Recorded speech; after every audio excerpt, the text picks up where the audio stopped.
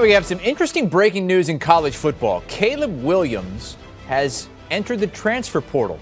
Now, he does so saying that with the recent changes at Oklahoma, Lincoln Riley going to USC, Brent Venables, the new head coach there, he says that Oklahoma is still going to be an option for him, but he wants to open up the options because of all the changes in Norman. Now, this is a huge five-star recruit, top 10 prospect in the class of 21, took over for Spencer Rattler this season and played great. Chris Hassel joined by our two quarterbacks, Brady Quinn and Danny Cannell. Brady, I'll give you first crack at this. What do you think about Williams going into the portal and not ruling out a return to Norman?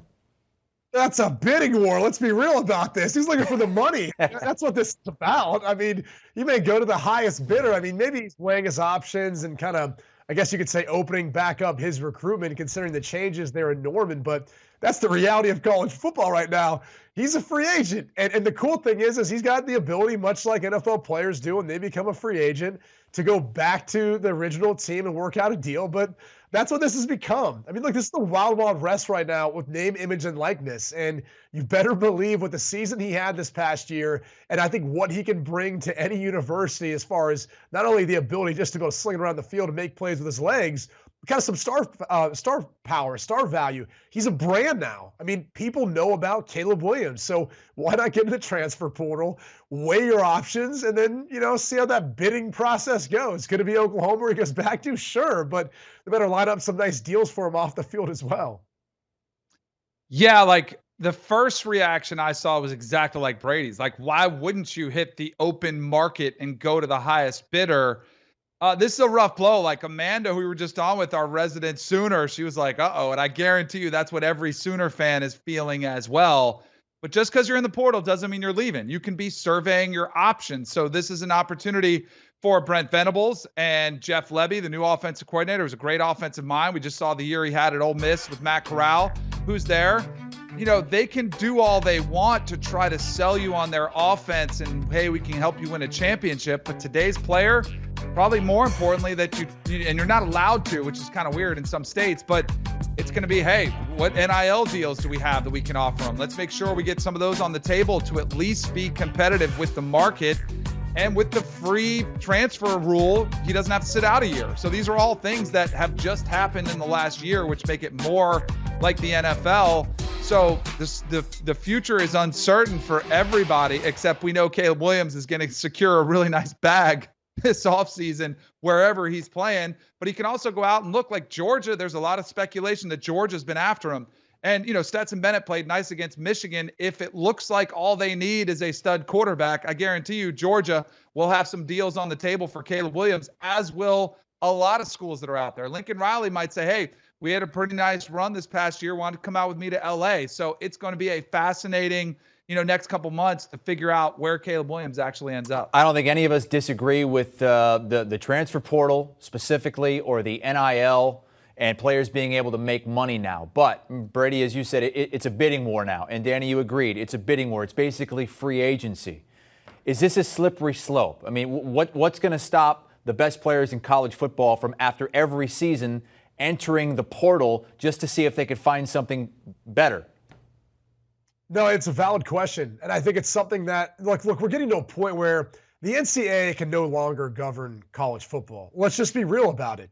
The Power Five, Group of Five, they need to all come to an agreement, and they either need to differentiate between the two leagues and have the Power Five have their own commissioner or group of commissioners between those conferences, and however you see fit, or even include the Group of Five as part of that.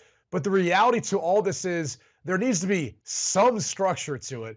Otherwise, you're going to keep seeing this time and time and time again. And, we talked a lot about, early signing day and how that's impacted at least, high school recruits coming to the college football level. And obviously, how you could potentially change that to before their final senior season, make that the early signing period and the impact. I think you should look at doing the same thing with the transfer portal. Give them a window of time in which they can transfer, and it could be after the season if you want, but then that's it. And you just get that window of time, and it's a condensed period of time. So you're not dealing with guys doing it during the course of the middle of the season, just leaving their team and opting out to go somewhere else, to go transfer somewhere else. I think there needs to be more structure with this. Otherwise, we're going to start seeing some unfortunate things take place year and year and year again. But the bigger thing is there just need to be some sort of oversight over this, some commissioner, some more governing body that's not the NCAA, but that involves at least the Power 5 conferences and those conference commissioners. Brady, I'm sure you've noticed this same trend. When you talk to coaches, they use 3 words to describe the current environment.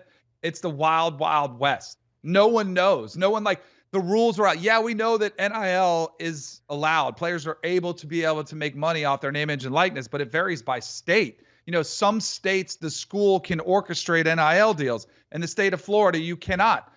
So, you know, Billy Napier, new head coach at Florida, if he's, you know, trying to recruit a quarterback, he can't facilitate an NIL deal. But in other states, the school can. You've got, it's just, and remember, this was supposed to be, it wasn't supposed to be about recruiting. It was about, you know, making money off your brand and being able to monetize that. It's all about recruiting, and it's always been about recruiting. And then the last thing I'll say is this. Like, the need for structure has to come because these players, they have it better than the NFL. Like, when you hit free agency, you're under contract. Like, if you're a big name free agent, which I would describe Caleb Williams as one of the top tier quarterbacks, he's a big free agent right now. If he goes somewhere, he's going to get a deal where, you know, yeah, you'd have to sit out another year, but mostly in the NFL, if you sign a deal, like, you're going to be with that team for 3 or 4 years.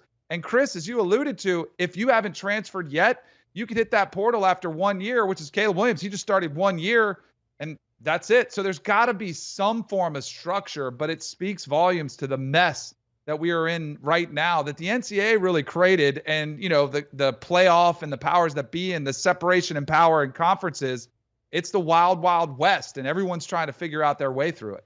The floodgates are open. Here we go. And we certainly don't blame any individual player for making that choice, because that is an option that has been put on the table for them, and they certainly have the right to do whatever they please that is within the rules. Brady Quinn, Danny Cannell, stick with us here as we continue to digest this news. Caleb Williams hitting the transfer portal, but he did say in his social media announcement that Oklahoma is still going to be an option moving forward.